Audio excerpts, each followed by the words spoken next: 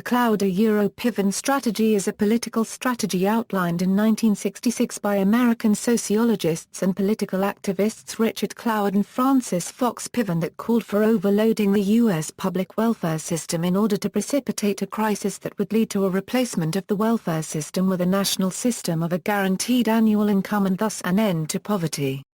Cloward and Piven were a married couple who were both professors at the Columbia University School of Social Work.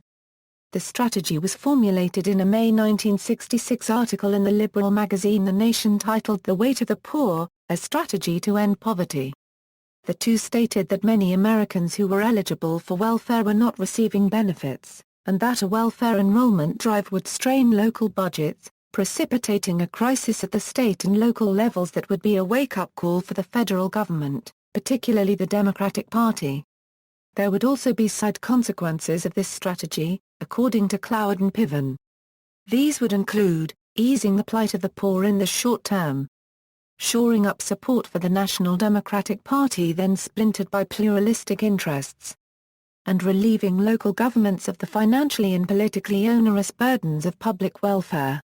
The strategy, Cloward and Piven unregistered trademark S article is focused on forcing the Democratic Party, which in 1966 controlled the presidency and both houses of the United States Congress, to take federal action to help the poor.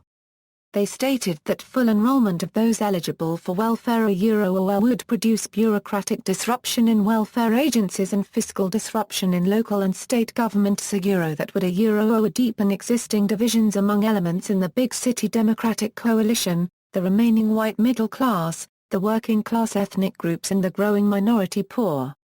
To avoid a further weakening of that historic coalition, a national Democratic administration would be constrained to advance a federal solution to poverty that would override local welfare failures, local class and racial conflicts and local revenue dilemmas. They wrote. Michael Reich and Janice Andrews wrote that Cloward and Piven proposed to create a crisis in the current welfare system by exploiting the gap between welfare law and practice that would ultimately bring about its collapse and replace it with a system of guaranteed annual income.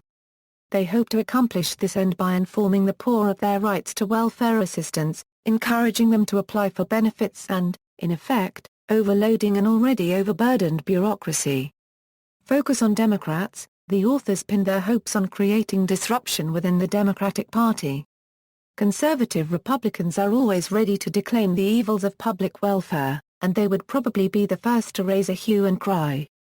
But deeper and politically more telling conflicts would take place within the Democratic coalition, they wrote. Whites both working-class ethnic groups and many in the middle class would be aroused against the ghetto poor, while liberal groups, which until recently have been comforted by the notion that the poor are few, would probably support the movement. Group conflict, spelling political crisis for the local party apparatus, would thus become acute as welfare rolls mounted and the strains on local budgets became more severe. Reception and criticism. Howard Phillips, chairman of the Conservative Caucus, was quoted in 1982 as saying that the strategy could be effective because Great Society programs had created a vast army of full-time liberal activists whose salaries are paid from the taxes of conservative working people. Liberal commentator Michael Tomasky, writing about the strategy in the 1990s and again in 2011, called it wrong-headed and self-defeating, writing, "It apparently didn't occur to Cloward and Piven that the system would just regard rabble-rousing black people as a phenomenon to be ignored or quashed." Impact of this strategy. In papers published in 1971 and 1977, Cloward and Piven argued that mass unrest in the United States, especially between 1964 and 1969, did lead to a massive expansion of welfare rolls, though not to the guaranteed income program that they had hoped for. Political scientist Robert Albritton disagreed, writing in 1979 that the data did not support this thesis. He offered an alternative explanation for the rise in welfare caseloads. In his 2006 book Winning the Race, political commentator John McWhorter attributed the rise in the welfare state after the 1960s to the Cloward and Piven strategy, but wrote about it negatively, stating that the strategy created generations of black people for whom working for a living is an abstraction. According to historian Robert E. Weir in 2007, Although the strategy helped to boost recipient numbers between 1966 and 1975, the revolution its proponents envisioned never transpired. Some commentators have blamed the Cloward-Piven strategy for the near-bankruptcy of New York City in 1975. Conservative commentator Glenn Beck referred to the Cloward-Piven strategy often on his Fox News television show, Glenn Beck, during its run from 2009 to 2011, reiterating his opinion that it had helped to inspire President Barack Obama's economic policy. On February 18, 2010, for example, Beck said, "Our unregistered trademark they got total destruction of wealth Kuminga. Unregistered trademark s the final phase of the Cloward-Piven strategy, which has collapsed the system."